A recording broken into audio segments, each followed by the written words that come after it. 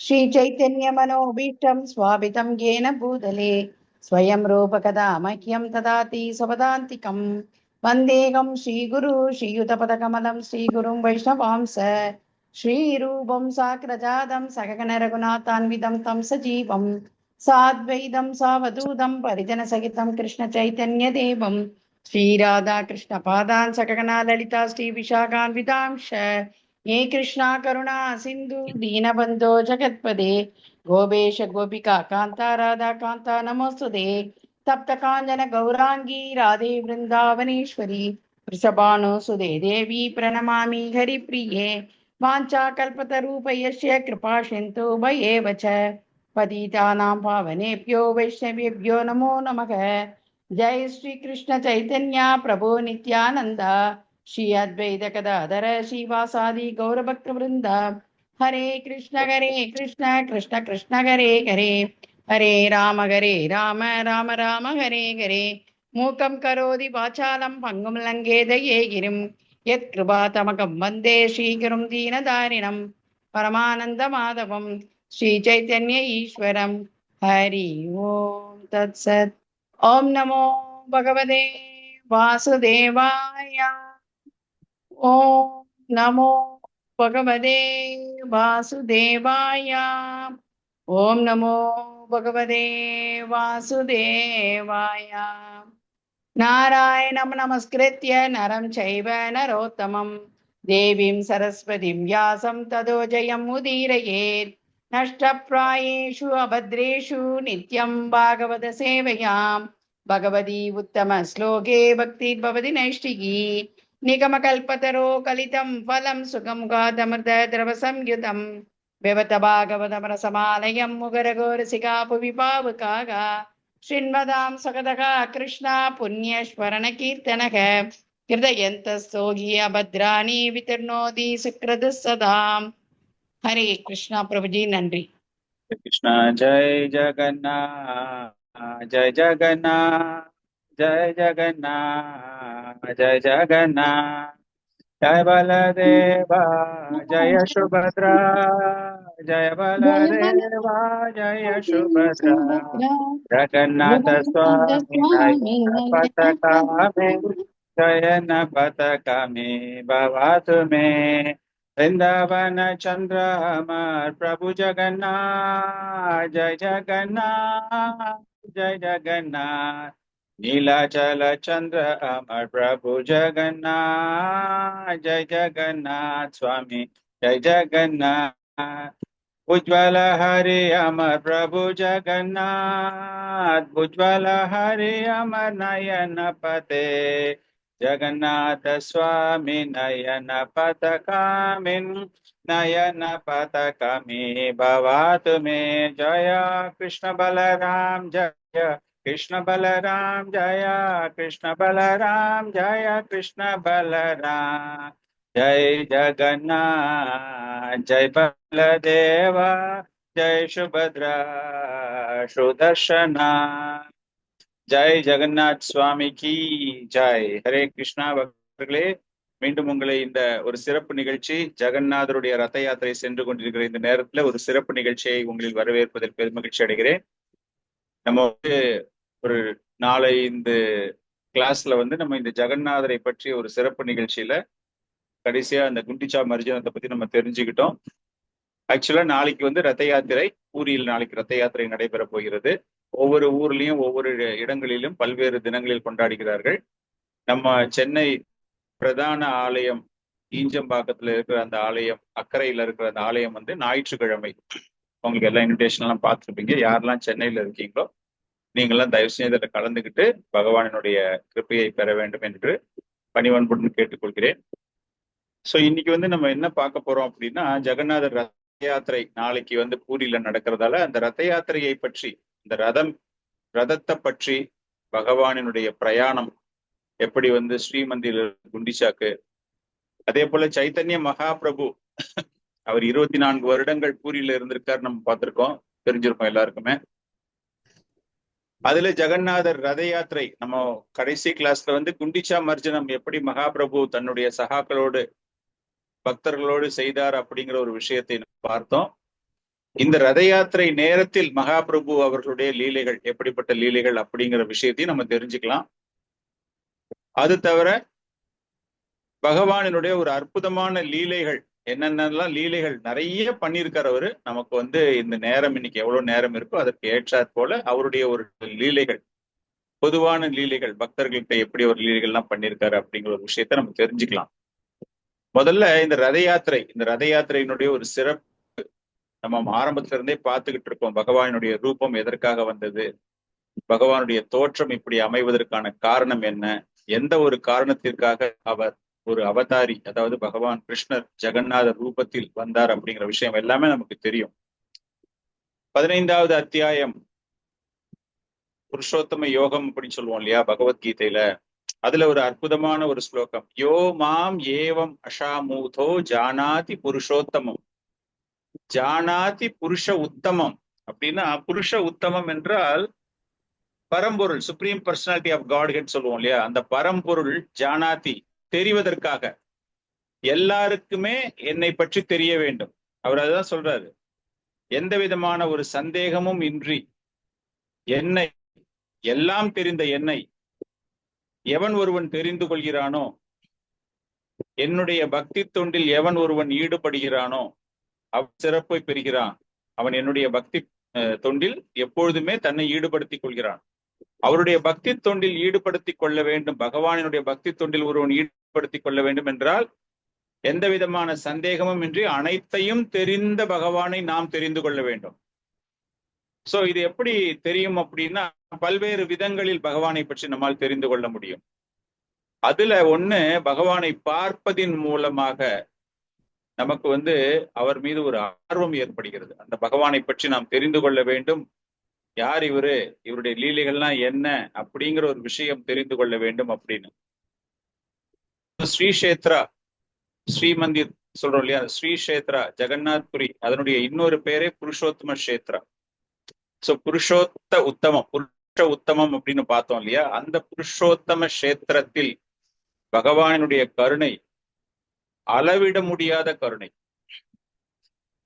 எப்படி ஒரு வியாதியில இருக்கிற ஒரு பேஷண்ட்டுக்கு டாக்டர்ஸ் வீட்லயே வைத்தியம் பார்க்கறாங்களோ, நிறைய ஹாஸ்பிட்டல்ஸ் இருந்தாலும் கூட ஒரு சில பேஷண்ட்ஸுக்கு வீட்டுல டாக்டரை வரவழைச்சு நம்ம பார்க்க முடியும். அது போல இந்த பௌதீக உலகில இருக்கிற எல்லாருமே வியாதியஸ்தர்கள் தான். எந்த மாதிரி ஒரு வியாதி என்றால், பௌதீக வாழ்க்கையில் நமக்கு ஏற்பட்டுள்ள ஒரு மிகப்பெரிய நாட்டம். அந்த நாட்டத்திலிருந்து நம்மளால அவ்வளவு விரைவாக வெளியே வரவே முடியல. அப்படிப்பட்ட ஒரு தொற்று வியாதி. திரும்ப திரும்ப திரும்ப திரும்ப பல்வேறு விஷயங்களுக்கு நம்ம ஆசைகளை வளர்த்து கொண்டே செல்வோம். இந்த ஆசை முடிஞ்ச வேற ஆசை, வேற ஆசை முடிஞ்சா இன்னொரு ஆசை. அது அப்படியே ஒரு பேராசையாக முடிந்து அதிலிருந்து விடுபடவே முடியாமல் நாம் திண்டாடி கொண்டிருக்கிறோம். அவர்களுக்கு வைத்தியம் பார்க்கணும், அந்த வியாதியில இருந்து அவங்களை வெளியேற்றணும் அப்படின்னு அவ்வளவு கருணை மிகுந்த பகவான் ஜெகநாதராகவே, உற்சவமூர்த்தி அந்த மாதிரிலாம் கிடையவே கிடையாது. மூல விக்கிரகம், அந்த ஆலயத்துல இருக்கக்கூடிய மூல விக்கிரகம். நம்ம தமிழகத்துல எல்லாம் நம்ம நிறைய இடங்கள்ல பார்த்தோம் அப்படின்னா, பகவானை வெளியே அழைச்சிட்டு வர்றாங்க அப்படின்னா உற்சவமூர்த்தி தான் வெளியே வருவார். பிரதானமாக கர்ப்ப கிரகத்துல இருக்கிற பகவான் வெளியே வரமாட்டார். ஆனா இங்க ஜெகநாதரே வெளியே வருவார். அதுதான் இந்த ரத யாத்திரையினோட ஒரு சிறப்பு. அது போன்ற ஒரு வியாதியில் இருக்கக்கூடிய பகவான் 24 மணி நேரமும் அவர் கண்களை மூடாமல் பக்தர்களை பார்த்து கொண்டே இருக்க வேண்டும் அப்படிங்கிறதுக்காக தான் மிகுந்த அகன்ற கண்கள், ரப்பை சொல்லுவோம்ல, இந்த கண்ணு ரப்பையே இல்லாம இந்த பூலோகத்தில் இருக்கக்கூடிய மக்களுக்கு தரிசனம், பூலோகவாசிகள் இல்லாமல் தேவர்களுக்கும் தரிசனம் தர வேண்டும். அவருடைய கண் இமைகள் எப்பொழுதுமே தூங்காது. காரணம் என்ன அப்படின்னா, தொடர்ந்து தரிசனம் தொடர்ந்து கொடுத்து கொண்டே இருக்க வேண்டும். அந்த மாதிரி அவருக்கு கருணை ரொம்ப ரொம்ப அதிகம். ஒரு சின்ன ஒரு லீலை, அற்புதமான லீலை. துளசிதாசர் அப்படிங்கிறவரு ராமச்சந்திர பகவானினுடைய மிகப்பெரிய பக்தர். அவர் இந்த ஜெகநாதர் ஆலயம், விஷ்ணு ஆலயம் அப்படின்னா அவர் என்ன நினைச்சிட்டாரு அப்படின்னா, இந்த இடத்துல ராமச்சந்திர பகவானினுடைய விக்கிரகம்லாம் இருக்கும், நம்ம போய் தரிசனம் எடுக்கலாம் அப்படின்னு சொல்லிட்டு அவர் எல்லாமே போய் பகவானை தரிசனிக்கலாம் அப்படின்னு போறாரு. போனா அவருக்கு பெரிய ஏமாற்றம். பகவானை அங்கு காணவில்லை. எந்த பகவானை காணவில்லை? அவர் எதிர்பார்த்துட்டு போன ராமச்சந்திர பகவான். எப்படி நம்ம வந்து ஸ்நான யாத்திரா அப்போ பகவானுக்கு வந்து ஒரு விநாயகருடைய வேடம் போடப்பட்டது அப்படிங்கிற ஒரு விஷயம், அந்த லீலையை நம்ம தெரிஞ்சுக்கிட்டோமோ, அந்த மாதிரி இந்த துளசிதாசர் அப்படிங்கிறவரு அந்த ஆலயத்துல வந்து ராமச்சந்திர பகவான் இல்லையே அப்படின்னு ஏமாற்றத்தோடு இறங்கி வரார். பூரி கோயிலுக்கு நீங்க போயிருந்தீங்க அப்படின்னா தெரியும், 22 படிக்கட்டுகள். அந்த மெயின் என்ட்ரன்ஸ்ல இருந்து மேல போறதுக்கு வந்து 22 படிக்கட்டுகள். பைஷி பாச்சா அப்படின்னு சொல்லுவாங்க அதுக்கு புரிய பாஷையில. அந்த ஏமாற்றத்தோடு நடந்து வந்துகிட்டே இருக்கும்போது அவர் மேல போட்டிருந்த ஒரு அங்கி, அந்த அங்கிய ஒரு குரங்கு எடுத்துட்டு ஓடிடுது. அந்த குரங்கு பாக்குறதுக்கு எப்படி இருக்கு அப்படின்னா, அவ்வளவு உயரம், அவ்வளவு ஒரு வலிமையான ஒரு குரங்கு. அந்த குரங்கு எடுத்துட்டு போயிடுச்சு. அவருக்கு வந்து அது ஒரு பெரிய ஒரு வருத்தமாக, ராமச்சந்திர பகவானுடைய பெயர் பொறித்த அந்த இதெல்லாம் அவர் போட்டுக்கிட்டு இருக்கு தோல்ல. ஐயோ அது காணுமே அப்படின்னு சொல்லிட்டு ஒரு ஏமாற்றத்தோடு அவர் வந்துகிட்டே இருக்காரு. வந்துகிட்டே இருக்கும் பொழுது அந்த குரங்கு என்ன பண்ணிருக்கு, அதை வேறு உயர்ந்த இன்னும் ஹைட்டா இருக்கிற ஒரு மனுஷங்கிட்ட வந்து அந்த ஷாலை கொடுத்துட்டு போயிடுது. கொடுத்துட்டு போன உடனே அவர் திரும்பவும் அடுத்த நாள் காலையில வந்து அப்படியே வந்து பாக்குறாரு. அந்த கோயில்ல வந்து பார்க்கலாம் அப்படின்னு பார்க்கும்போது அங்க வந்து பகவான் அங்க பார்க்கும்போது அவரு கண்ணு முன்னாடி அங்க விபீஷ்ணன் தெரியுறார். எங்க அந்த ஆலயத்துக்குள்ள பார்த்தா விபீஷ்ணன் அங்க இருக்கிற மாதிரி அவருடைய கையில வந்து அந்த அந்த ஷால், அந்த குரங்கு, அதை எடுத்துட்டு போன அந்த குரங்கு வந்து வேற யாருமே கிடையாது, ஹனுமான். அதே போல அங்கு வந்திருப்பது விபீஷ்ணன் அவர்கிட்ட கொடுத்திருக்கு. சோ இந்த லீலை மூலமாக அவருக்கு ஒரு பெரிய ஒரு உணர்வு ஏற்படுகிறது. ஜெகநாதர், ராமச்சந்திர பகவான் எல்லாமே ஒண்ணுதான். எப்படி நம்ம கிருஷ்ணர், ராமச்சந்திர பகவான், அதே மாதிரி எல்லாமே அந்த விஷ்ணு தத்துவங்கள், பகவான் எல்லாமே ஒண்ணு அப்படின்னு இன்னைக்கும் வந்து அந்த ஐதீகம், அந்த தேவ முகூர்த்தம் அப்படின்னு நம்ம சொல்றோம் இல்லையா. நம்ம வந்து பிரம்ம முகூர்த்தத்தை பத்தி பேசுறோம் இல்லையா. பிரம்ம முகூர்த்தத்துக்கு முன்னாடி தேவ முகூர்த்தம் அப்படிங்கிறது அந்த ஜெகநாதர் ஆலயத்துல தேவர்களுக்கு பகவான் தரிசனம் கொடுத்து கொண்டிருக்கிறார். விபீஷ்ணன் இன்னைக்கும் வர்ற மாதிரி அங்க ஐதீகம். இது எப்படி மீண்டும் இது நிரூபணமாக்கப்பட்டது அப்படிங்கும்போது, பத்த ஜோஷி மகாபத்ரா அப்படிங்கிற ஒரு பாண்டா, சீஃப் பாண்டா, இது நடந்தது 1810 வருடம். இதெல்லாம் வந்து ஜெகநாதா பிரசிடென்ட் ஆபீஸ் அப்படின்னு அந்த கோயிலுக்கு யாராச்சும் போயிருந்தீங்கன்னா, கோயில்ல இருந்து ரைட் ஹேண்ட் சைட்ல பாத்தீங்கன்னா ஒரு ஆபீஸ் ஒண்ணு இருக்கும், பிரசிடென்ட் ஆபீஸ் அப்படின்னு இருக்கும். அதுல இந்த மாதிரி பகவானினுடைய பல்வேறு லீலைகளை அங்க அவங்க எழுதி வைப்பாங்க. என்னைக்கெல்லாம் என்ன லீலைகள் நடக்குது, நித்தியமாக அங்கு லீலைகள் நடந்து கொண்டே இருக்கின்றன. ஜெகநாத்புரியில வந்து இதெல்லாம் வந்து பழைய காலத்து லீலைகள், இதுக்கப்புறம் ஒண்ணுமே நடக்கல அப்படின்லாம் நம்ம நினைக்கவே வேண்டாம். ஏதோ ஒரு விதத்துல ஜெகநாதர் வந்து லீலைகள் செய்து கொண்டே இருப்பார் பக்தர்களோடு. பக்த வத்சலனாக தன்னுடைய பக்தர்களோடு லீலையை செய்து கொண்டே இருக்கிறார். இந்த பத்தா ஜோஷி மகாபாத்ரா அப்படிங்கிறவரு அவர் வீட்டுக்கு போறதுக்காக எல்லா பகவானினுடைய கைங்கரியம் எல்லாம் முடிச்சுட்டு ராத்திரி பொழுதெல்லாம் முடித்து விட்டு அவர் வந்துகிட்டே இருக்காரு. அப்ப அவருடைய எதிர்க்க ஒரு 15 அடி உயரமுள்ள ஒரு மனிதர், நல்ல அவ்வளோ first class personality, strong well built personality. அது யாரு அப்படின்னா விபீஷ்ணன். எப்படி அந்த துளசிதாசருக்கு வந்து விபீஷ்ணனுடைய தரிசனம் கிடைச்சிருக்கோ அதே போல இவருக்கும் கிடைக்கின்றது விபீஷ்ணன்.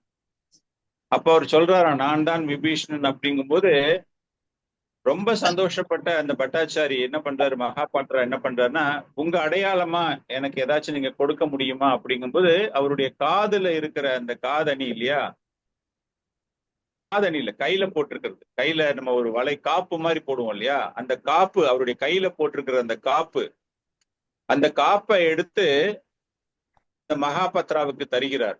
அதுவே அவ்வளவு ஒரு பெரிய ஒரு வீல் மாதிரி இருக்கு பாக்குறதுக்கு. அது வந்து இன்னைக்கும் அவருடைய சந்ததியினர் அவருடைய வீட்டுல அது ஒரு சக்கரம் மாதிரி, ஒரு மாட்டு வண்டி சக்கரம் மாதிரி, அந்த சக்கரம் மாதிரி அது இருக்குது. அது அவங்க வீட்டுல இன்னைக்கும் அது வந்து வைக்கப்பட்டிருக்கிறது அப்படிங்கிற ஒரு விஷயம் இன்னைக்கும் வந்து அது வைக்கப்பட்டிருக்கிறது அப்படிங்கிறது அதுல குறிக்கப்பட்டிருக்கிறது. சோ இந்த விபீஷ்ணனை பார்த்த ஒரு எவிடன்ஸ் அப்படின்னு பாத்தீங்கன்னா அந்த மகாபத்ரா. இது போல பகவான் தரிசனம் தருவது, பகவானுடைய லீலைகள், பல்வேறு வகையான லீலைகள் எல்லாமே அங்கு நடந்து கொண்டிருக்கிறது. அப்படிப்பட்ட ஒரு சிறப்பு வாய்ந்த அந்த ஆலயத்தில் உள்ள அந்த மூல விக்கிரகம் ஜெகநாதர், பலதேவர், சுபத்ரா, இவர்கள் 3 பேருமே அந்த ரத யாத்திரை எப்பொழுது வெளியே வருகிறார்கள். இதுதான் வந்து சைத்தன்ய சரிதாமிரத்துல கிருஷ்ணதாச கவிராஜர் ரொம்ப ரொம்ப சிறப்பாக அவர் சொல்றார். நம்ம எல்லாருக்குமே தெரியும் இது வந்து என்ன அப்படின்னா, அந்த துவாரகையில இருந்து பகவான் பிருந்தாவனம் கோகுலத்திற்கு வருகிறார். ஒரு மிகச்சிறந்த ஒரு ஒப்புளுவன்ஸ் அப்படி சொல்லுவோம் இல்லையா, அந்த மாதிரி ஒரு ஐஸ்வர்யங்கள் நிறைந்த பகவான் பிருந்தாவனத்துல வந்து ரொம்பவும் எளிமையாக மாதுரிய ரசத்தை அனுபவித்துக் கொண்டிருந்த அந்த பகவான் அவர் வருவது பிருந்தாவன வாசிகளுக்கு ஒரு சுகத்தை தருவதற்காக. ஸ்ரீமதி ராதாராணியுடைய ஒரு வருத்தமான ஒரு விண்ணப்பம் பகவான் கிருஷ்ணருக்கு, நீங்க வந்து அவசியமா வரணும் அப்படின்னு. அதுதான் சைத்தன்ய சரிதாமிரத்துல ரொம்ப அற்புதமான ஒரு ஸ்லோகத்தின் மூலமாக கிருஷ்ணதாச கவிராஜ் அவர்கள் எழுதுகிறார். துமி பிரஜரே ஜீவன பிரஜ ராஜேர பிராணதானா, துமி பிரஜேர சகல சம்பத் கிருபார்தோ துமாரா மானா ஆஷி ஜியோ விரஜ ஜனா பிரஜே உதய கரோ நிஜ பாதா. துமி பிரஜேர ஜீவனா, நீங்கள் பிருந்தாவன தாமத்தினுடைய மிகவும் பிரியமானவர். பிரிஜதாமத்தில் குறிப்பாக யாருக்கு நீங்கள் பிராணதானாவாக இருக்கிறீர்கள் அப்படின்னா, நந்த மகாராஜாவிற்கும் யசோதா மாய்க்கும் அவ்வளவு பிரியமானவர். பிருந்தாவன தாமத்தின் ஒரே செல்வம் என்றால் அது நீங்கள் தான். நீங்கள் மிகவும் கருணை வாய்ந்தவர். எனவே பிருந்தாவனத்தில் இருக்கக்கூடிய எங்களுக்கு வாழ்க்கையை தருவதற்கு, அதாவது நாங்க எல்லாமே வந்து மரணம் அடைந்து விட்ட நிலையில இருக்கோம். நாங்க எங்களுக்கு எங்கள் அனைவருக்கும் உயிர் பிச்சை தர வேண்டும், உயிர் தர வேண்டும், உயிர்ப்பிக்க வேண்டும். வந்து உங்களுடைய தாமரை பாதங்களை பிருந்தாவன் நிலத்தில் வைக்க வேண்டும் அப்படின்னு ஸ்ரீமதி ராதாராணி பிரே பண்றதாக இங்க சைத்தன்ய மகாபிரபு அவர் கூறுகிறார். இவங்க எல்லாருமே உங்களுடைய பிரிவிற்காக வருகிறார்கள், அதனால தயவு செஞ்சு நீங்க வாங்க. சோ இங்க ஸ்ரீமதி ராதாராணியுடைய அந்த மன வருத்தம், பாவம், அந்த பிரேமையினுடைய ஒரு உச்ச நிலை, அது சைத்தன்ய மகாபிரபு ஜெகநாதரை இஸ் இன்வைட்டிங், ஆக்சுவலி புறப்பட்டு வாங்க நீங்க வாங்க அப்படின்னு பண்றது. சோ இந்த ஒரு சிறப்பு அம்சம்தான் பகவான் அந்த ஆலயத்திலிருந்து குண்டிச்சா ஆலயத்திற்கு வருவதாக. அந்த குண்டிச்சா ஆலயம் வர்றது அப்படிங்கிறது நம்ம எல்லாருமே பார்த்துட்டோம். அவ்வளவு சிறப்பு வாய்ந்த ஒரு நிகழ்வு. ரதம் எல்லாம் ரொம்ப அமக்கலமாக அங்க பண்ணிக்கிட்டு இருக்காங்க. இந்த போட்டோஸ் எல்லாமே லேட்டஸ்ட் போட்டோஸ். இப்ப ஜெகநாத்பூரில் நடந்த போட்டோஸ். இப்ப ரதம் தயாராகிடுச்சு. எப்படி வந்து அந்த ரதம் எல்லாம் அங்க செஞ்சுக்கிட்டு இருக்காங்க, நாளைக்கு வரப்போற ரதத்தினுடைய வடிவமைப்பு, இந்த ரதம் தான் அங்க செஞ்சுக்கிட்டு இருக்காங்க. செஞ்சு முடிச்சு ஃபுல் ஃபார்ம் ஆயாச்சு அந்த ரதம்.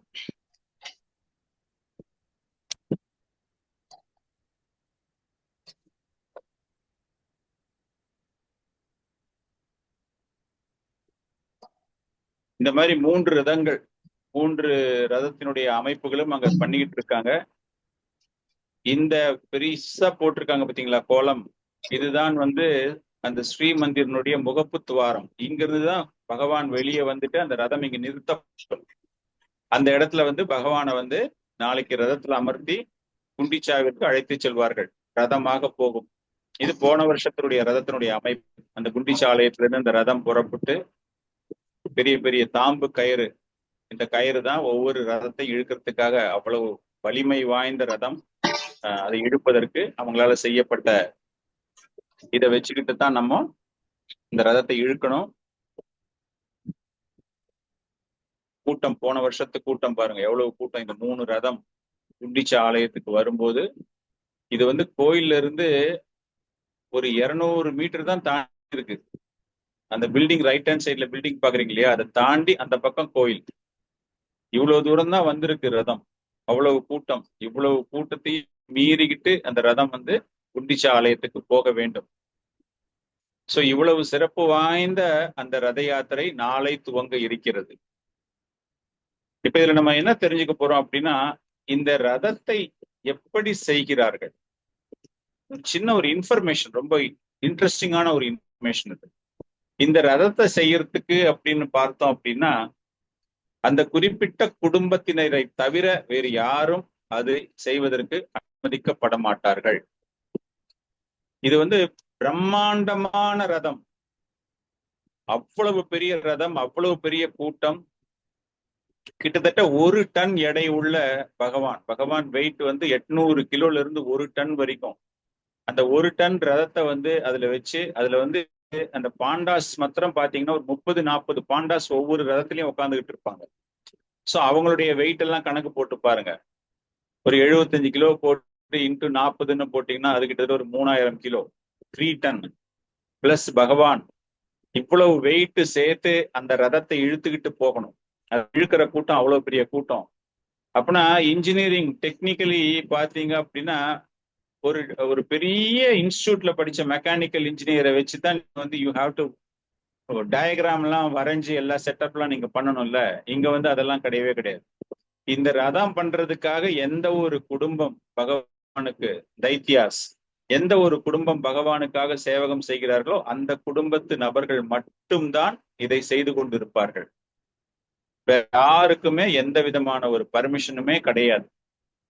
அவர்கள் தான் செய்ய வேண்டும். அந்த அளவிற்கு அந்த ஒவ்வொரு குடும்பம் கிட்டத்தட்ட ஒரு 5000 குடும்பங்கள் ஜெகநாதருடைய சேவையில் ஈடுபட்டு கொண்டிருக்கின்றன. அந்த 5000 குடும்பத்துக்கு என்ன கொடுக்கப்பட்டிருக்கிறதோ சேவகம், அந்த சேவகத்தை தவிர வேறு எந்த சேவகமும் அவர்கள் செய்ய மாட்டாங்க.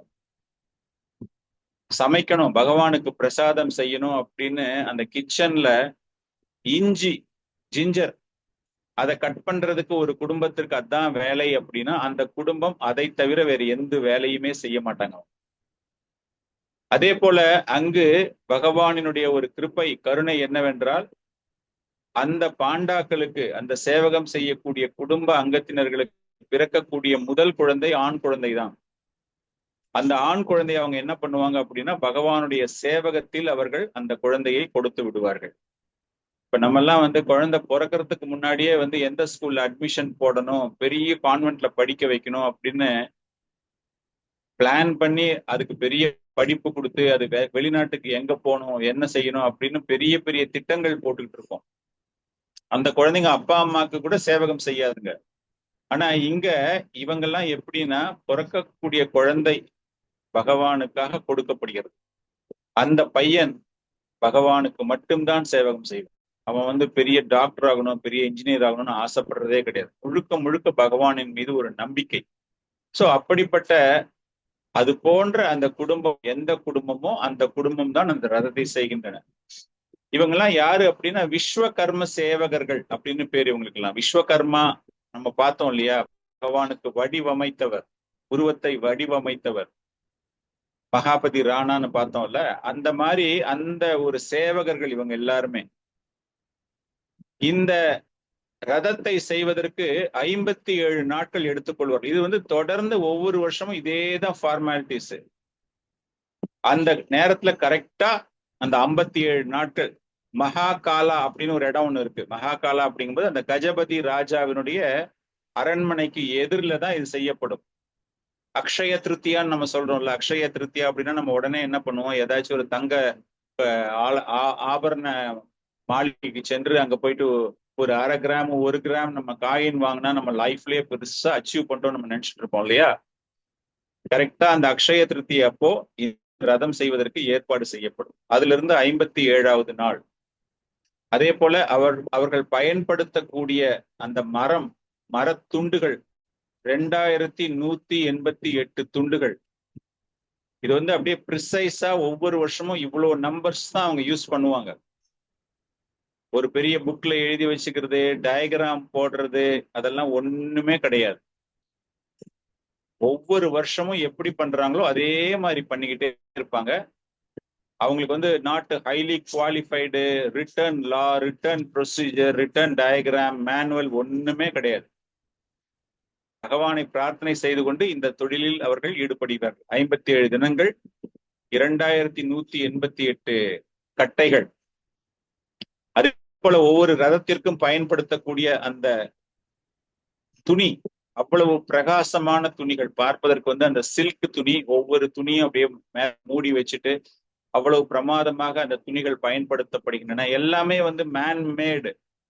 அவங்க அடிக்கிற ஆணி, அந்த பிராக்கெட் போடுறது, கிளாம்ப் போடுவோம் இல்லையா, நம்ம ஒர்க் பண்ணும்போது, வீட்டுல ஒர்க் பண்ணும்போது கிளாம்ப் பண்ணும்போது எல்லாமே வந்து மேனுஃபேக்சரிங் யூனிட்ஸ்ல பண்றாங்கல்ல, அவங்க வந்து அப்படி பண்றது கிடையாது. எல்லாமே அங்க இருக்கிற அந்த பிளாக் ஸ்மித் அப்படிமோல, அந்த இரும்பு பட்டறை வச்சிருக்கிறவங்க, அவங்க வடிவமைக்கக்கூடியது.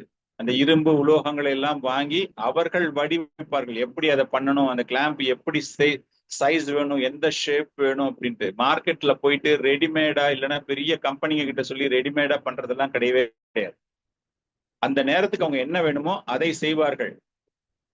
அதே போல அந்த ரதம் செய்யக்கூடிய ஒவ்வொரு ரதத்திலும் எவ்வளவு விக்கிரகங்கள் வைக்கப்படும், எப்படி வடிவமைக்க வேண்டும் அப்படிங்கிற ஒரு விஷயமும் இருக்கு. 9 வகையான தேவதைகள், 9 வகையான விக்கிரகங்கள் ஒவ்வொரு ரதத்திலும் வைக்கப்படும். பர்ஷ்வ தேவதாஸ் அப்படின்னு சொல்லிட்டு குட்டி குட்டி குட்டி குட்டி விக்கிரகங்கள் மாதிரி ஒரு 9 விக்கிரகங்கள் வைப்பாங்க.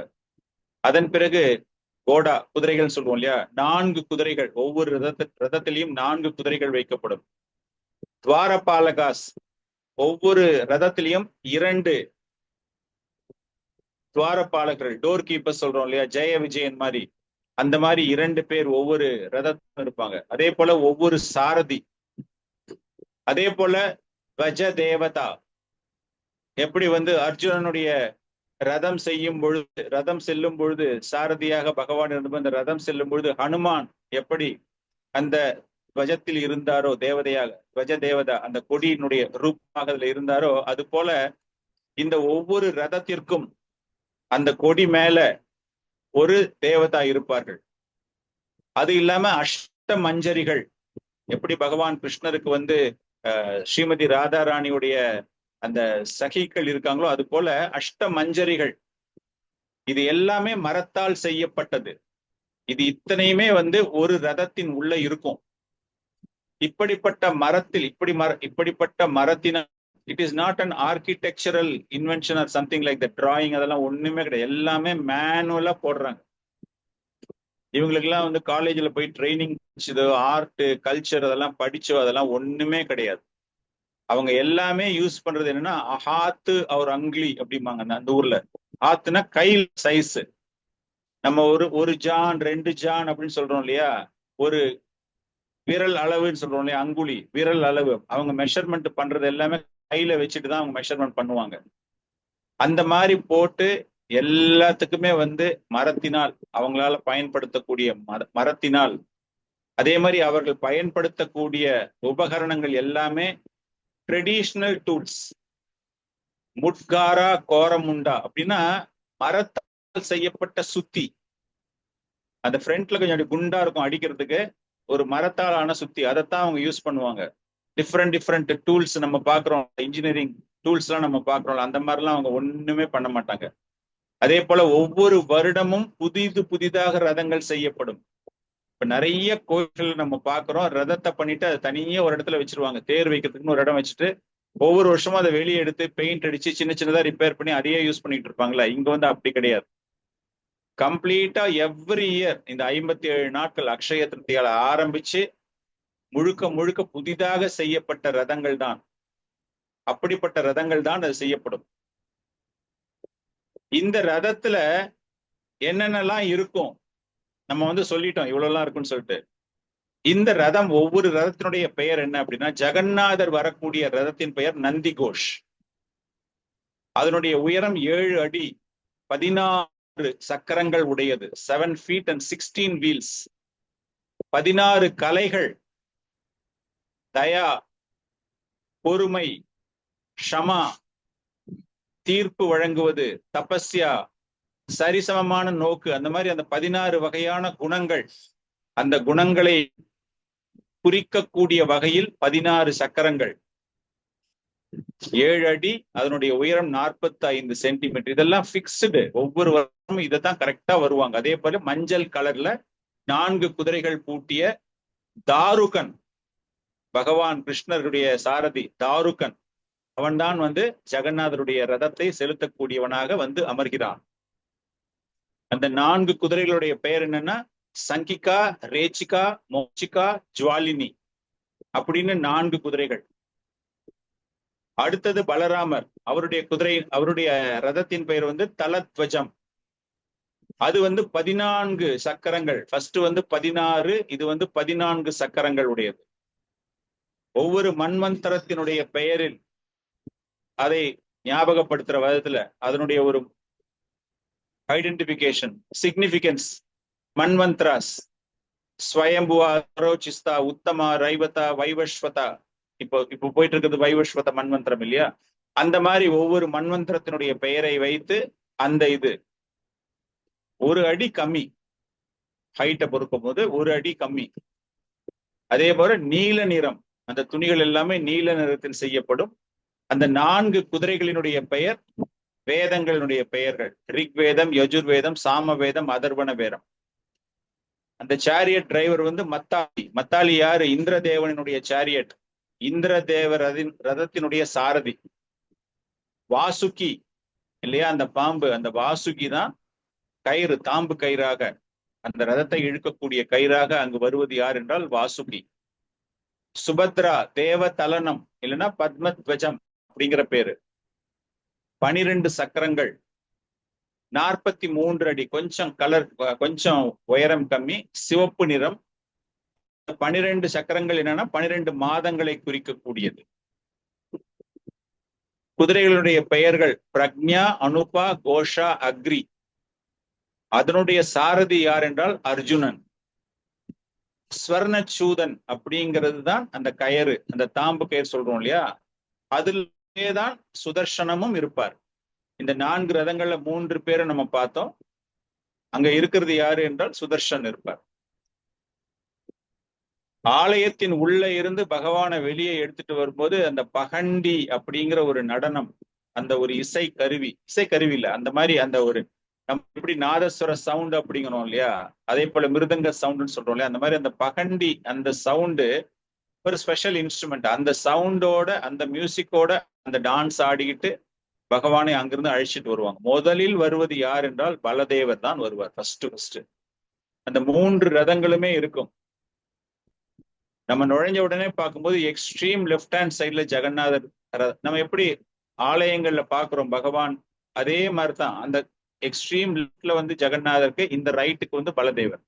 சோ பலதேவர் அங்கிருந்து வந்துட்டு அவரு எல்லாம் நல்லா இருக்கா அப்படின்னு கரெக்டா இருக்கான்னு பாக்குறாராம். எல்லாமே பர்ஃபெக்ட் அரேஞ்ச் பண்ணியாச்சா, என்னுடைய சகோதரன் வந்து இப்ப போக போறாரு, ரதத்துல போக போறாரு, இவங்களுடைய அரேஞ்ச்மெண்ட்ஸ் எல்லாம் ப்ராப்பரா இருக்கா பார்க்கலாம் அப்படின்னு சொல்லிட்டு ஃபர்ஸ்ட் பலராமன் வந்துட்டு இருக்காரு. அடுத்தது தன்னுடைய சகோதரிக்கு பாதுகாப்பாக எல்லா ஏற்பாடுகளும் சரி செய்த பிறகு, அதன் பிறகு சகோதரி வெளியே வருகிறாள், சுபத்ரா தேவி வெளியே வருகிறாள். சுபத்ராமாய் இஸ் கம்மிங் அவுட். சோ இவர்கள் இருவரும் சேர்ந்து, சுபத்ராமாய் வரும்போதே சுதர்சன் சக்கரமும் அந்த இடத்துக்கு வந்துரும், அந்த ரதத்துக்கு வந்துரும். அதன் பிறகு இருவருமே சேர்ந்து ஜெகநாதரை வரவேற்கிறார்கள். ஜெகநாதரை வரவேற்று அவர் 3வது ரதத்தில், அவர் 3வதாகத்தான் ஏறுவார். இறுதியாக ஜெகநாதர் ஏறுவார். அவங்கள வந்து தூக்கிட்டு வர்றதுக்குன்னு ஒரு தைத்திய ஃபேமிலி, ஸ்பெஷல் அந்த ஃபேமிலி மெம்பர்ஸ், அவங்களுக்கு மட்டும்தான் அந்த உரிமை தரப்படும். வேற யாரும் அதை பண்ண முடியாது. ஜஸ்ட் நினைச்சு பாருங்க, கிட்டத்தட்ட 1 டன் எடை உள்ள பகவான். நம்ம வந்து பெரிய பெரிய மெக்கானிக்கல் லிஃப்டிங் எல்லாம் பார்த்தோம் அப்படின்னா நிறைய இன்ஸ்ட்ருமெண்ட் எல்லாம் கொடுத்து, கிளிப்பிங்ஸ் போட்டு, கிளாம்ப் எல்லாம் போட்டு, ஒரு கிரேன் எல்லாம் வச்சு அப்படியே ஈஸியா தூக்கி வச்சிருவாங்க. இது வந்து அப்படி கிடையாது. ஷேப்லெஸ். கை எங்க பிடிக்கிறது, வயிற்றுல எங்க பிடிக்கிறது, தலையில எங்க பிடிக்கிறது அப்படின்லாம் ஒண்ணுமே தெரியாது. பட்டு துணி, நல்ல பட்டு துணியில ஒரு மெத்த மாதிரி அதை ஃபுல்லா பகவானுடைய இடுப்புல சுத்திட்டு, அந்த பட்டு கயிற்றை அவங்களும் அவங்க வயிற்றுல சுத்திப்பாங்க. ஒவ்வொருத்தரும் அந்த வயிற்றோட வயிறா பகவான வயிற்ற சுத்தி ஒரு 10 பேர், 12 பேர், 14 பேர், 16 பேர், எவ்வளவு பேர் சுத்திக்கிறாங்களோ அவ்வளவு பேரும் அந்த டைட்டிக்கும் அவங்களுக்கும் ஒரு கனெக்ஷன், அந்த ஹார்டா டஃப்பா ரொம்ப இறுக்கமா வச்சுக்கிற மாதிரி அந்த ஒரு லெவல்ல பார்த்துட்டு அதை அவங்க தூக்கிட்டு வரணும். கீழே வந்து பட்டு மெத்தை விரிச்சிருப்பாங்க. அப்படியே கீழே ஒவ்வொரு டைட்டியும் வரும்போது அவங்களால, கோயில்ல இருந்து, கோயிலுக்கு யாரெல்லாம் போயிருக்கீங்களோ உங்க எல்லாருக்குமே தெரியும், அந்த கோயில்ல இருந்து அந்த 22 படிக்கட்டுகள் இறங்கி வந்து மெயின் ரோட்ல வந்து ரதம் இருக்கிற இடத்துல அந்த ரதத்தை ஏத்தணும். இவ்வளவும் வந்து ஒரே ஸ்ட்ரெச்ல பண்ண முடியாது. அவங்க கிட்டத்தட்ட அந்த ஒரு ஸ்ட்ரெச் நடந்து வர்றதுக்குள்ள ஒரு 20-25 இடத்துல பகவானை கீழே வைப்பாங்க. அந்த கீழே வைக்கிறதுனா ஒரு சின்ன ஒரு கிராம் பொருளை நீங்க வந்து கீழே குனிஞ்சு டக்குன்னு வைக்கிற மாதிரி கிடையாது. 1 டன் எடை உள்ளது. 20 பேர் 25 பேரு. They need to coordinate. கரெக்டா வைக்கணும். அது வைக்கிற நேரத்துல அவங்க கால்ல எல்லாம் விழுதுன்னா காலு அதுக்கப்புறமா வேலையே செய்யாது. அந்த அளவுக்கு வெயிட். அதனால அந்த பட்டு மெத்தையை போட்டு அது மேல பகவானை வந்து அங்க தாங்குதலாக அதுல நிறுத்தி நிறுத்தி நிறுத்தி நிறுத்தி ஒவ்வொரு ஸ்டெப்பா எடுத்துட்டு வருவாங்க பகவானை.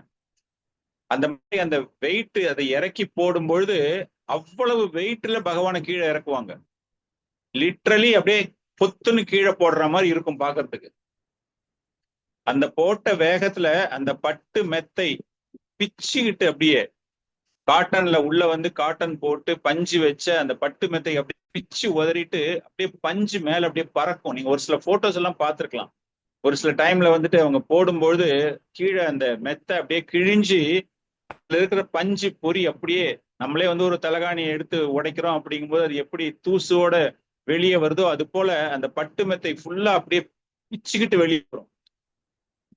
அந்த மாதிரி பண்ணித்தான் அதை வந்து அந்த ரதத்துல அவங்க ஏத்தணும். இது வந்து ஒரு ரிலீஜியஸ் ஃபெஸ்டிவல், ஒரு ஆன்மீக நிகழ்வாக பார்ப்பதை தவிர இவர்கள் வந்து ஒரு திவ்யமான மதிப்பு கொண்ட நிரந்தரமான ஒரு நிகழ்வாக, it is a celebration for them. ஒரு மிகப்பெரிய நிகழ்ச்சி, மிகப்பெரிய.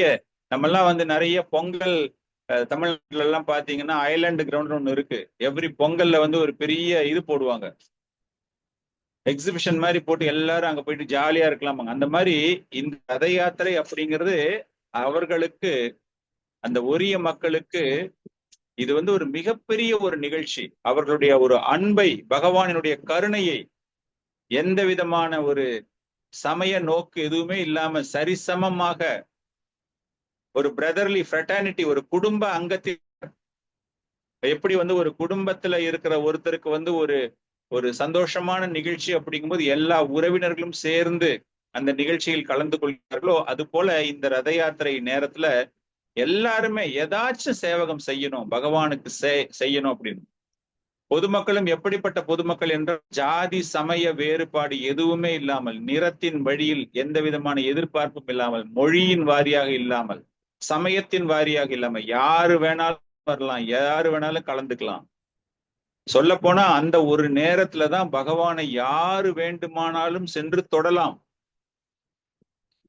ஒரு 3 வருஷம் 4 வருஷத்துக்கு முன்னாடி வரைக்கும் அந்த ரதத்துல பகவான் இருக்கும்போது ரதத்து மேல ஏறி நீங்க பகவானை அப்படியே நீங்கள் ஆலிங்கனம் செய்து கொள்ளலாம். யாருமே தடை சொல்லவே மாட்டார்கள். அதுக்கப்புறமா நிறைய பிரச்சனைகள் வர ஆரம்பிச்ச உடனே கோர்ட்ல இருந்து இது பண்ணிட்டாங்க, ஸ்டே வாங்கிட்டாங்க. யாருமே அந்த ரதத்துல ஏறக்கூடாது, ஒன்லி பாண்டாஸ் மாத்திரம்தான் ஏறணும் அப்படின்னு. ஒரு சிலர்லாம் அந்த 3 ரதமும் பக்கத்துல நிற்கும். அந்த ரதத்துல ஏறி ஜெகநாதரை கட்டி பிடிச்சிட்டு இறங்கி எல்லாம் வர முடியாது, கூட்டம்னா அவ்வளவு கூட்டம் இருக்கும். அந்த ரதத்துல இருந்தே அடுத்த ரதத்துக்கு ஜம்ப் பண்ணுவாங்க. அப்படியே கீழே விழுந்தாங்கன்னா கை கால் உடைஞ்சு போயிடும். இருந்தாலும் அதை ஜம்ப் பண்ணி அடுத்ததுல போயிட்டு பார்த்துட்டு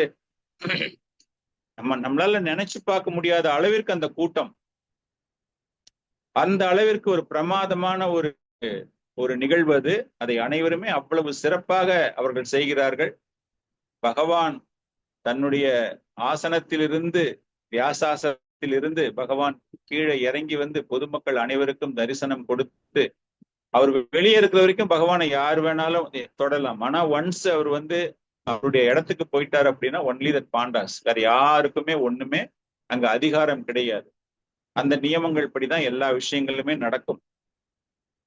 சோ இந்த ரதமானது பார்ப்பதற்கு எப்படி இருக்கிறது என்றால் ஒரு உடலை போன்று, அந்த உடலில் உள்ள இருக்கிற விக்கிரகங்கள் நம்முடைய ஆத்மாவை போன்று, அந்த ரதத்தை இழுப்பதின் மூலமாக அந்த ஆத்மா உடலோடு நாம் எப்படி நம்முடைய பரமாத்மா ஜீவாத்மா உறவை நாம் புதுப்பித்துக் கொள்கிறோமோ அது போல அந்த ஆத்மா, அந்த பகவான் பரமாத்மாவோட நம்முடைய தொடர்பை நாம் வலுப்ப செய்வதுதான்.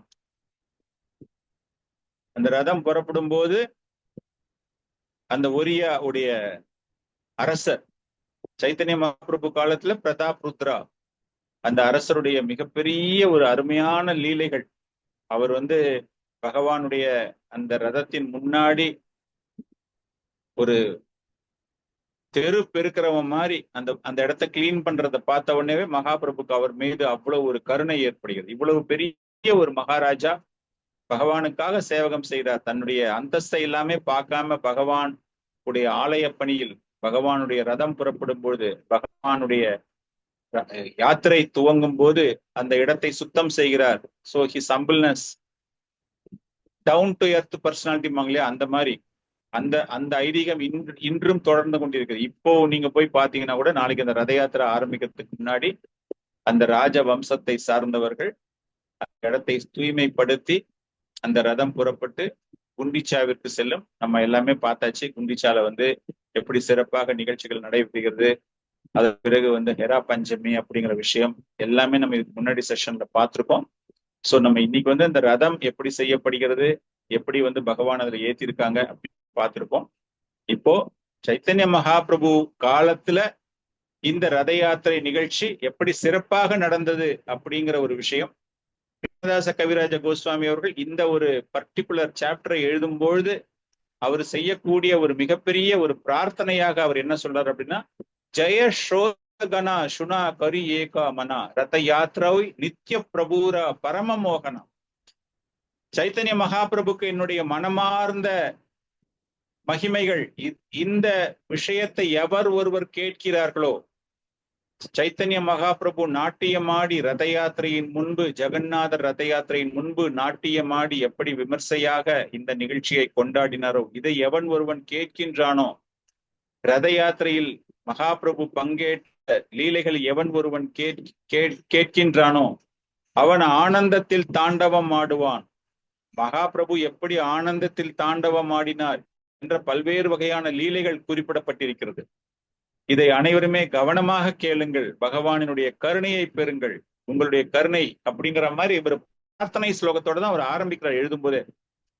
சோ இந்த சைத்தன்ய மகாபிரபு ரத யாத்திரை ஆரம்பிக்கிறதுக்கு முன்னாடி முதல் நாளே அவ்வளவு ஒரு பரபரப்போடு அவரும் அவருடைய சகாக்களும் இருக்கிறார்கள்.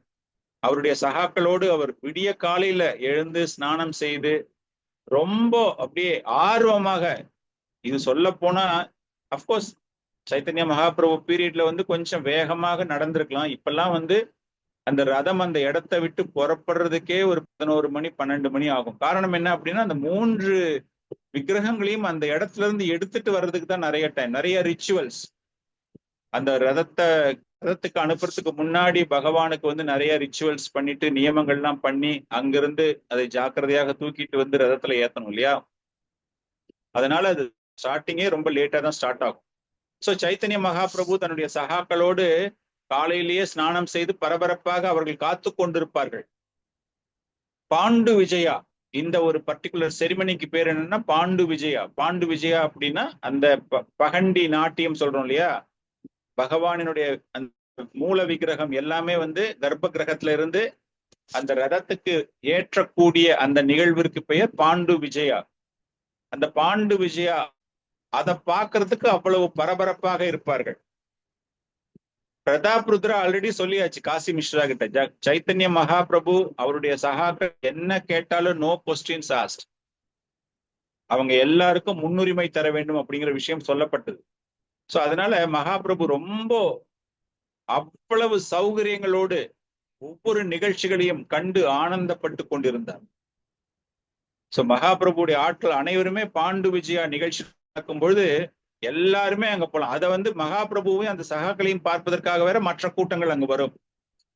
அத்வைத ஆச்சாரியா, நித்யானந்த பிரபு எல்லாருமே ரொம்ப சந்தோஷமாக அந்த ரத யாத்திரை நிகழ்ச்சியில் அவர் கலந்து கொள்கிறார். அப்பதான் அந்த தைத்தியாஸ் நம்ம சொல்றோம் இல்லையா, அந்த பகவானை வென்று அங்கிருந்து தூக்கிட்டு வராங்க. இந்த பட்டு துணி கட்டுவது சைத்தன்ய சரிதாமிர்தம், அதைத்தான் அப்படியே இன்னைக்கும் ஃபாலோ பண்ணிட்டு இருக்காங்க. அதே ட்ரெடிஷன் இன்னும் ஃபாலோ பண்றாங்க. புதுசா எதுவும் மாத்தவே இல்லை. 500 வருஷம் ஆயிடுச்சு, நியூ டெக்னாலஜி வந்திருக்கு. ஹவு டு லிஃப்ட் டயட்டிஸ், ஏதாச்சும் ஈஸியஸ்ட் ப்ரொசீஜர், அதெல்லாம் ஒண்ணுமே கிடையாது. அன்னைக்கு என்ன பண்ணிட்டு இருந்தாங்களோ அதே போல அந்த பட்டு துணியில பகவானை கட்டி அதை தூக்கும் போது அந்த தைத்தியாஸ் வந்து அவருடைய மூஞ்சில கையை வைப்பாங்க, அவருடைய கையை மேல தூக்குவாங்க ஒரு கிரிப்பு கிடைக்கிறதுக்காக. அவங்க இஷ்டத்துக்கு அந்த டைட்டிய வந்து அவங்க ஆலிங்கனம் பண்ணி பத்திரமா தூக்கிட்டு வரணுமே அப்படின்னு சொல்லிட்டு அவ்வளவு ஒரு கடினமான அந்த டைட்டிய வந்து அவங்க எடுத்துட்டு வந்து வைப்பாங்க. அந்த ரதத்துல வந்து பகவான் ஏறி உக்காடுறாரு அப்படிங்கும்போது அதை பார்க்கும்போது நம்ம எல்லாம் நினைச்சிட்டு இருக்கோம், இந்த தைத்தியாஸ் எல்லாரும் சேர்ந்து தூக்கி வச்சிருக்காங்க அப்படின்னு.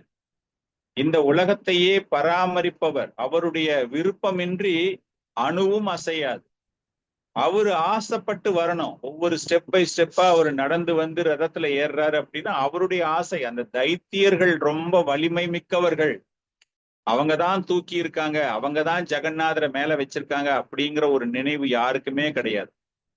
எல்லாருமே என்ன நினைக்கிறாங்க அப்படின்னா, பகவான் அவர் விருப்பப்பட்டு வருகிறார், அதுல எங்களுக்கு சந்தோஷம், எங்களுடைய சேவகம் பகவானுக்கு பிடிச்சிருக்கு, அவர் எங்களுக்கு ரொம்ப தொந்தரவு கொடுக்காம வந்து ஏறிக்கிறார், அப்படித்தான் அவங்களுடைய பாவம் இருக்கிறதே தவிர நாங்க எல்லாமே பயங்கர பயில்வான்கள், நாங்கெல்லாம் தூக்கிட்டோம், ஈஸியா தூக்கிட்டு வந்துட்டோம், அவர் என்ன பெரிய வெயிட்டா, பெரிய வெயிட்டா, நாங்க தூக்கிட்டோம் பத்தியா, அப்படிலாம் ஒரு நினைப்பே அவங்களுக்கு கிடையவே கிடையாது. எல்லாமே பகவானுடைய விருப்பம், பகவான் எங்கள் சேவகத்தை ஏற்றுக்கொண்டிருக்கிறார் அப்படிங்கிற ஒரு விஷயம்தான்.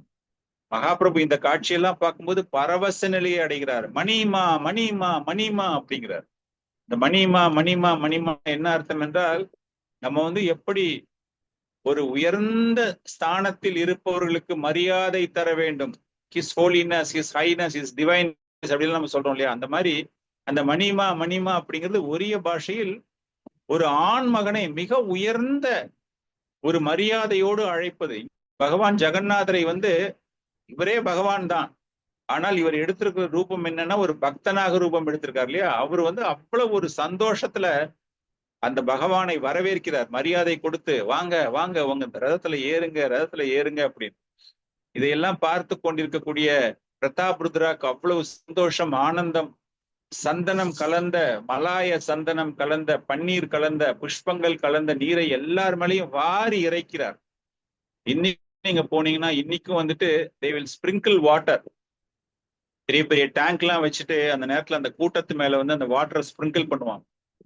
அப்கோர்ஸ் அதுக்கு வந்து காரணம் நிறைய பேர் என்ன சொல்றாங்க அப்படின்னா, அது வெயில் கொடுமையை குறைக்கிறதுக்குன்னு, அது ஒரு ரீசனா இருக்கலாம். ஆனால் அந்த ஐதீகம் என்ன அப்படின்னா, பிரதாப் ருத்ரா நறுமணம் மிகுந்த அந்த நீரினை எல்லார் மேலையும் தெளிக்க, அப்ப அவர் ஆக்சுவலா தெளிக்கிறது வந்து சைத்தன்ய மகாபிரபு மேல.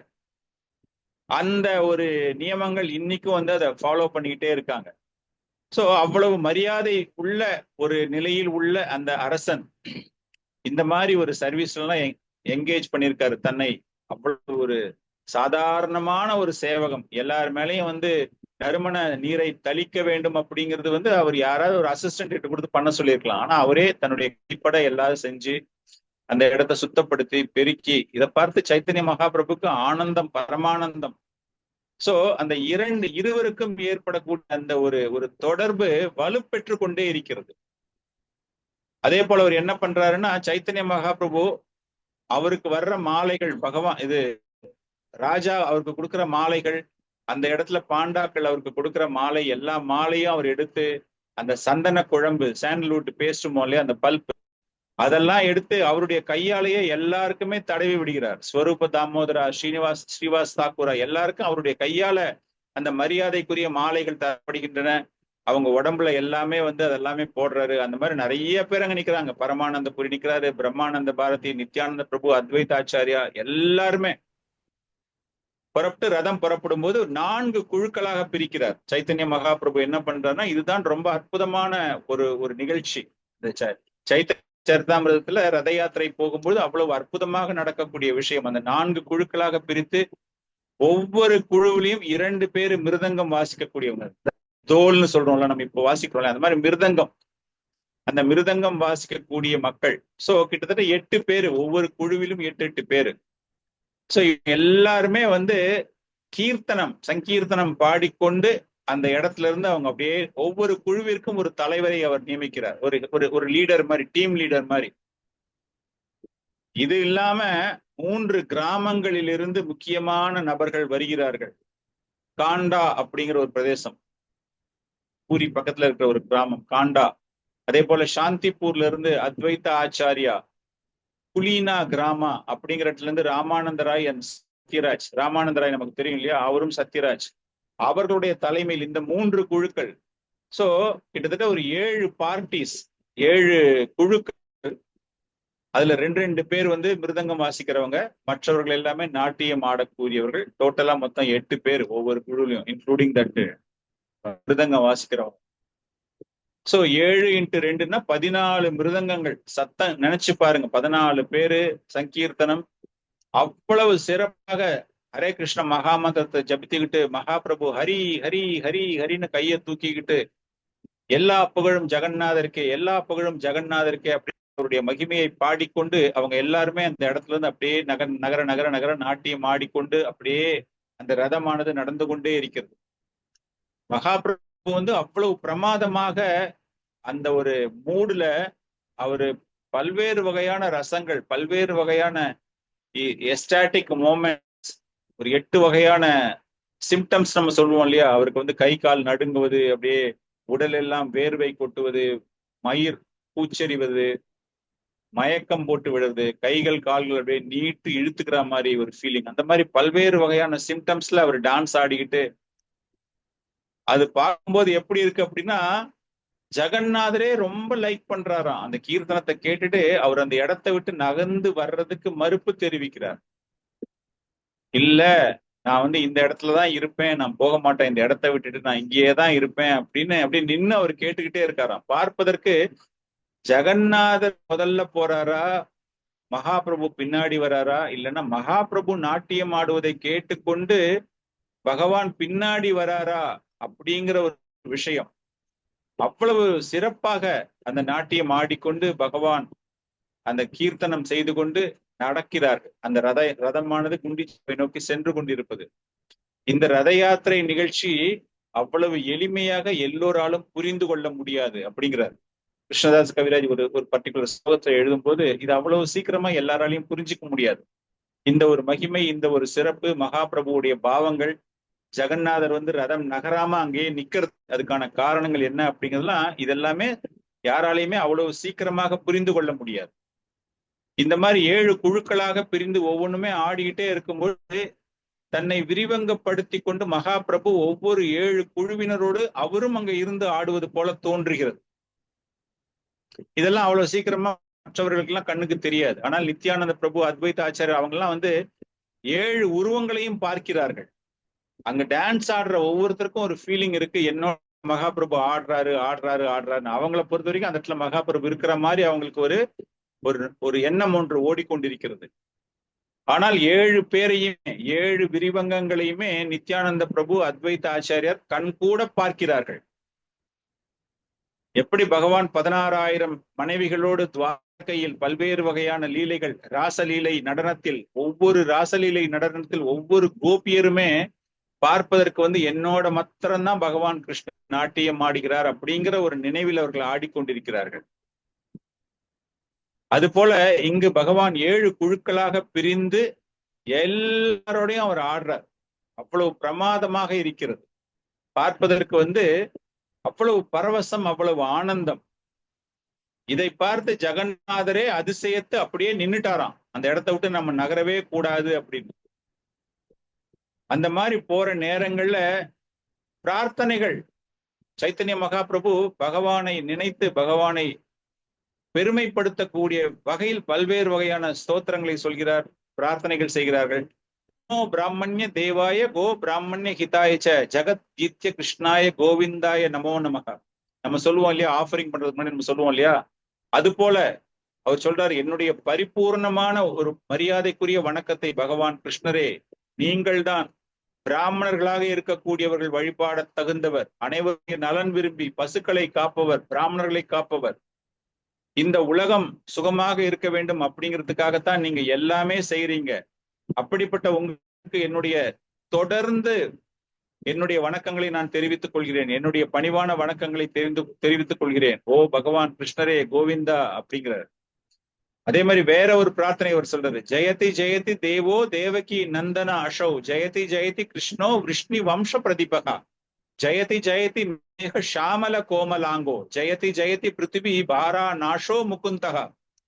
இது எல்லாமே வந்து அவரை வர்ணிக்கக்கூடியது. தேவகியினுடைய மகன் என்று அறியப்படுவரே, பரம்பொருளே, விஷ்ணு குலத்தினுடைய வெளிச்சமே, ஒளி விளக்கே, உங்களுக்கு என்னுடைய பணிவான வணக்கங்கள்.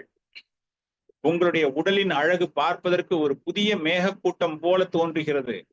அந்த அழகிற்கு என்னுடைய பணிவான வணக்கங்கள். உங்களுடைய உடல் மிருதுவான ஒரு பூவை போன்று இருக்கிறது, அதற்கு என்னுடைய பணிவான வணக்கங்கள். இந்த பிரபஞ்சத்தில் தோன்றியது இது போன்ற கீழ் மக்களை விடுதலை செய்வதற்காக, அவங்கள வந்து நல்ல நிலைக்கு எடுத்துட்டு வரணுங்கிறதுக்காக, உங்களுடைய கருணையை வழங்குவதற்காக நீங்கள் தோன்றி இருக்கிறீர்களே, என்னுடைய பணிவான வணக்கங்கள் அப்படின்னு இந்த மாதிரி பிரார்த்தனைகள் பண்ணி பண்ணி பண்ணி பண்ணி அதுல நிறைய லீலைகள்லாம் நிறைய இருக்கு. மகாபிரபுவுக்கும் சரி, பிரதாப் ருத்ராவிற்கும் சரி, அத்வைத ஆச்சாரியாவிற்கும் சரி, இவங்களோட நிறைய லீலைகள். அந்த ரதம் நகர்ந்து கொண்டே இருக்கும்போது அவ்வளவு ஒரு சிறப்பான ஒரு லீலைகள். அப்படி அந்த லீலையோட பகவான் அந்த இடத்தை சென்று அடைகிறார், குண்டிச்சாவை சென்று அடைகிறார். அந்த குண்டிச்சா வந்து நம்ம சொன்ன மாதிரியே அன்னைக்கே போய் சேர்ந்தவுடன் அடுத்த நாள் தான் அந்த விக்கிரகங்கள் குண்டிச்சா ஆலயத்திற்கு உள்ள எடுத்து செல்லப்படும். மொத்தமா 9 நாள் அங்க இருக்கும்.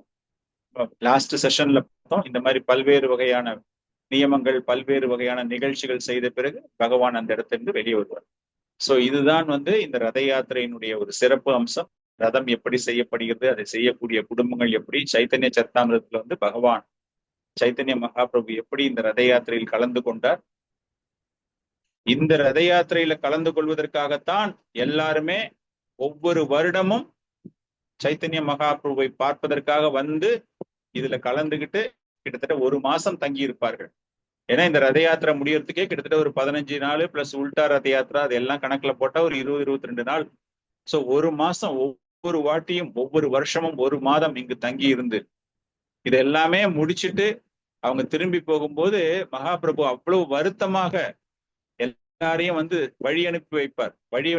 வழி அனுப்பி வச்சுட்டு சொல்லுவாராம், அடுத்த வருஷம் நீங்க நிச்சயமா வரணும், கண்டிப்பா நீங்க வரணும், வந்து கலந்துக்கணும் அப்படின்னு. அது போல அவர் இருக்கும் போதெல்லாம், ரத யாத்திரை நிகழ்ச்சியில் கலந்து கொண்ட போதெல்லாம் அவரை காண்பதற்காகவே வங்காள நாட்டிலிருந்தும் ஒரியா நாட்டிலிருந்தும் மக்கள் எல்லாருமே அதுல வந்து கலந்துக்கிட்டு சிறப்பான ஒரு விஷயங்கள் இந்த ஜெகநாதர். சோ இதுதான் வந்து இந்த ரத யாத்திரையினுடைய ஒரு மகிமை. இந்த ரத யாத்திரையில யாரெல்லாம் கலந்துக்க முடியுமோ, கலந்துகிட்டு இருந்தீங்களோ, கலக்கணும் அப்படிங்கிற ஆசைகள்லாம் இருக்கிறதோ, நீங்க எல்லாமே பிரார்த்தனை பண்ணுங்க. ஜெகநாதர் நிச்சயமாக அந்த கருணையை வழங்குவார். அவ்வளவு ஒரு சிறப்பு வாய்ந்த கருணை வாய்ந்த ஒரு பகவான். இவருடைய லீலைகள் நமக்கு வந்து நேரம் இல்லை, அதனால நிறைய சொல்ல முடியாது. வேணா ஒரு 1-2 லீலைகள் நம்ம சொல்லிட்டு இன்னைக்கு வகுப்பை நம்ம நிறைவு செஞ்சுக்கலாம். பகவானுடைய லீலைகள் அப்படின்னு பார்க்கும்போது அதை எப்படி பிரிக்கலாம் அப்படின்னா, கர்வகஞ்சன் லீலை, பதீத பாவன் லீலை, பக்த மனரஞ்சன லீலை அப்படின்னு 3 வகையாக பிரிக்கலாம். அதுல கர்வகஞ்சன் லீலை அப்படின்னா, கர்வம் படைத்த ஒரு பக்தனினுடைய ஆணவத்தை எப்படி அடக்கினார் அப்படிங்கிற ஒரு அற்புதமான லீலை. அந்த கர்வம் யாருக்கு வந்தது அப்படின்னா, சுதர்ஷன் சக்கரத்துக்கு கர்வம்.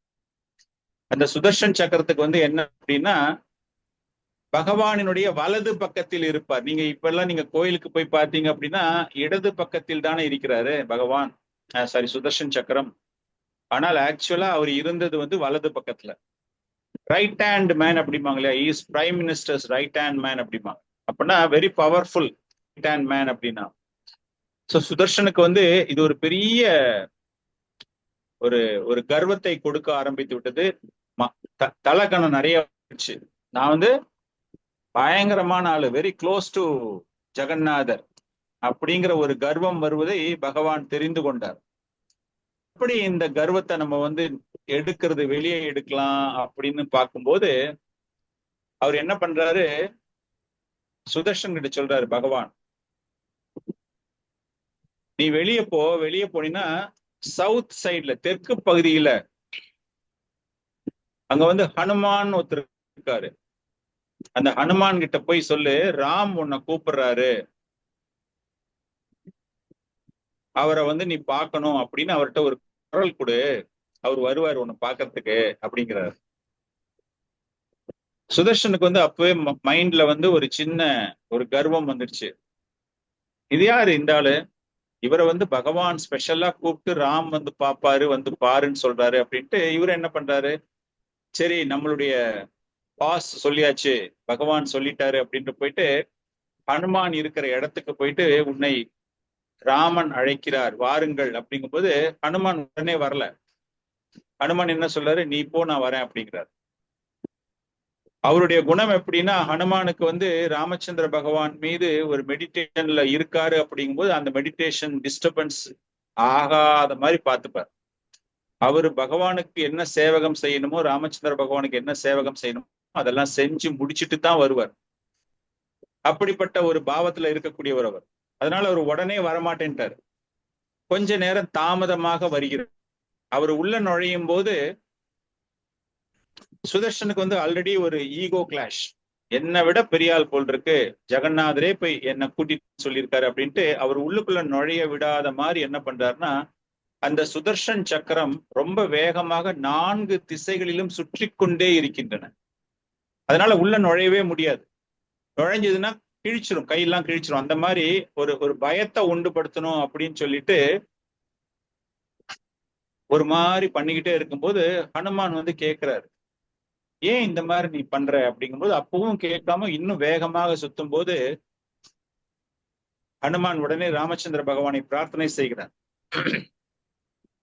இப்போ உடனே அவருக்கு அந்த இடத்துல என்ன ஆயிடுதுன்னா, 4 கைகளுக்கு பதிலா 6 கைகள் வருது. சத்ருபுஜ ரூபத்துக்கு பதிலா அவருக்கு 6 கைகள் வருது. அந்த 6 கைகள் வரும் பொழுது அவர் என்ன பண்றாருன்னா, அந்த கைகளை எல்லாம் பயன்படுத்தி ஒவ்வொரு சுதர்சனம் எங்கெல்லாம் சுத்திக்கிட்டு இருக்கோ அந்த சுதர்சனத்தை எல்லாத்தையுமே தன்னுடைய 2 கைகளாலையும் பிடித்து கொண்டு, ஒவ்வொரு கையிலையும் ஒவ்வொரு சுதர்சனம் பிடிச்சிட்டு மத்த 2 கைகளினால் பகவானை பிரார்த்தனை செய்கிறார். பார்த்தாச்சு, அங்க ஜெகநாதரை பார்த்தாச்சு. அப்படியே அவர் கண்ணில் ராமச்சந்திர பகவானாக தோன்றுகிறார். அப்படியே பிரார்த்தனை பண்ணுகிறார். அதை பார்த்த உடனே இவருக்கு சுதர்சனுக்கு வந்து ஒண்ணுமே புரியல. அப்போ பகவான் கூப்பிடுறார், பாத்தியா இவன் எவ்வளவு பெரிய சிறந்த பக்தன், உன்னை காட்டிலும் எவ்வளவு பெரிய பக்தன் பாத்தியா, நீ வந்து என் பக்கத்திலேயே இருக்க அப்படிங்கிற ஒரு கர்வத்துல உனக்கு ஒரு கர்வம் ஏற்பட்டு விட்டது. ஆனால் இவன் எவ்வளவு பெரிய சிறந்த பக்தன் அப்படிங்கிறத நிரூபிப்பதற்காகத்தான் நான் வந்து உன்னை இந்த மாதிரி பண்ணேன். உன்னுடைய கர்வம் ஏற்றுக்கொள்ளப்படாது. அதனால உனக்கு இனிமேல் என்னுடைய இடது பக்கத்தில் இடம் கிடையாது. You are no longer my right hand man. என்னுடைய இடது கை ஆள் கிடையாது நீ. அப்படிங்கும்போது உடனே சுதர்ஷன் ரொம்ப மன வருத்தப்பட்டு, பகவானே நான் மிகப்பெரிய தவறு செய்து விட்டேன், என்ன அந்த மாதிரிலாம் பண்ணக்கூடாது, நான் தவறை உணர்ந்து விட்டேன், எனக்கு நீங்க மன்னிப்பு கொடுக்கணும் அப்படின்னு கேட்கும்போது அப்ப பகவான் சொல்றாரு, அதை விட ஒரு மிக உயர்ந்த நிலையை தருகிறேன், அதை விட உனக்கு ஒரு பெரிய ஒரு பொசிஷன் நான் உனக்கு கொடுக்குறேன். இனிமேல் என்னுடைய ஆலயம் எல்லா இடத்துலையுமே மேல் கோபுரத்தில் உன்னுடைய சக்கரத்தை தான் வைக்க வேண்டும். அந்த சக்கரம் எனக்கு இணையானது. அந்த சக்கரத்தை தரிசிப்பவர்கள் என்னை தரிசிப்பதற்கு என்ன பலன் கிடைக்கிறதோ அதே பலன் அவர்களுக்கு கிடைக்கும் அப்படின்னு சொல்லிட்டு அவர் என்ன சொல்றாரு, இனிமே நீ வந்து என்னுடைய வலது பக்கத்துக்கு, தட் இஸ் என்னுடைய லெஃப்ட் ஹேண்ட் சைடுக்கு நீ வந்துடணும். இடது பக்கத்துல இருந்து வலது பக்கத்துக்கு அவர் மாத்தி விட்டுறாங்க. ரைட் ஹேண்ட் சைட்ல இருந்து லெஃப்ட் ஹேண்ட் சைடுக்கு அவர் மாத்தி விட்டுறாரு. ஆனால் அவர் மனமுருகி தான் செய்த தவறை உணர்ந்ததினால் பகவான் என்ன பண்றாருன்னா, என்னுடைய ஆலயத்தின் மேல சக்கரமாக நீ இருக்கலாம் அப்படின்னு. அதனாலதான் ஒவ்வொரு ஆலயத்திலையும் பாத்தீங்கன்னா, விஷ்ணு கோயில்கள் அனைத்துலயும் பாத்தீங்கன்னா, நாராயணர் விஷ்ணு தத்துவ ஆலயங்கள் எல்லாத்துலயுமே பாத்தீங்கன்னா சுதர்ஷன் சக்கரம் மேல வைப்பதற்கு காரணம் இந்த ஒரு காரணம் தான். ஹரிதாஸ் தாக்கூர் அவர்கள், சைத்தன்ய மகாபிரபு நம்ம எல்லாருக்குமே தெரியும், அவர் அவ்வளவு மிகச்சிறந்த பக்தர். அவர் வந்து உள்ள செல்ல அனுமதி கிடையாது. இஸ்லாமியர்கள் அப்படிங்கிறதால அனுமதி கிடையாது. அவருக்கு அனுமதி கிடைக்கல அப்படின்னு ரூப கோஸ்வாமி, சனாதன கோஸ்வாமி கொண்டவர்கள் கூட அடிக்கடி கோயிலுக்கு போகாம அவர்கள் இந்த சக்கரத்தை பார்த்து, சுதர்ஷன் சக்கரத்தை பார்த்து அவர்கள் பிரார்த்தனை செய்வது வழக்கமாக போய்விடும். ஸ்தாவர ஜங்கம தேகே நா தேகே தாரா மூர்த்தி சர்வத்ர ஹோய் நிஜ இஷ்ட தேவ ஸ்மிருதி அப்படிங்கிற ஒரு ஸ்லோகத்துல அவர் என்ன சொல்றாருன்னா, மகாபாகவதர்கள், மிகவும் உயர்ந்த பக்தர்கள், அவங்க வந்து எல்லா இடங்களிலும் பகவானை பார்ப்பார்கள். சோ இந்த சுதர்ஷன் சக்கரத்தை ஹரிதாஸ் தாக்கூர் பகவானாகவே பார்க்கிறார். அப்கோர்ஸ் இது பகவான் சொல்றாரு, நான் தான் இந்த இடத்துல இருக்கேன், உன்னை தரிசிப்பவர்கள் என்னை தரிசிப்பதற்கான பலனை பெறுகிறார்கள் அப்படின்னு. ஹரிதாஸ் தாக்கூர் அந்த மாதிரி பார்த்து எல்லா இடங்களிலுமே பகவானை பார்க்கக்கூடிய ஒரு மனநிலை. சைத்தன்ய மகாபிரபு சுதர்ஷன் சக்கரத்தை பார்க்கும் போதே ஷாமசுந்தரரை நான் பார்த்து விட்டேன் அப்படின்னு அவருக்கு நிறைய மயக்கம் வர்ற மாதிரிலாம் லீலைகள், நிறைய லீலைகள்லாம் இருக்கு. அவ்வளவு சிறப்பு வாய்ந்த பகவான் கர்வத்தை எப்படி அடக்குகிறார் அப்படிங்கிறதா இந்த கர்வகஞ்சனா லீலையில ஒரு சின்ன பகுதி. நம்மளுக்கு வந்து நிறைய டைம் ஆயிடுச்சுன்னு நினைக்கிறேன். நம்ம வந்து வேற ஒரு நேரங்கள்ல வந்து எக்ஸ்க்ளூசிவா past time of lord Jagannath நம்ம பேசலாம். ஸோ நாளைக்கு ஜெகநாத ரத யாத்திரை, அதே போல ஞாயிற்றுக்கிழமை சென்னையில் நடக்க போகுது. எல்லாருமே கலந்துகிட்டு பகவானுடைய கருணை, சிறப்பு கருணையை பெற வேண்டும் அப்படின்னு ஜெகநாதரை பிரார்த்தனை செய்து, இந்த ஒரு வாய்ப்பு கிடைத்த இந்த நேரத்துல வந்து பகவானை பற்றி, இந்த ஜெகநாதருடைய சிறப்பு நிகழ்ச்சிகளை பகவானை பற்றி பேசி, ஜெகநாதரை பற்றி பேசி, அதன் மூலமாக அனைவருடைய மனதிலும் ஒரு உற்சாகத்தை ஏற்படுத்தியதற்கு, பகவான் எனக்கு ஒரு வாய்ப்பு கொடுத்ததற்கு உங்கள் அனைவருக்கும் நன்றி. ஹரே கிருஷ்ணா, ஜெய் ஜெகநாத். ஸோ இதோட நம்மளுடைய நிகழ்ச்சியை நம்ம நிறைவுபடுத்திக்கலாம். ஏதாச்சும் உங்களுக்கு கேட்கணும், டவுட்ஸ் இருந்தது அப்படின்னா யூ கேன்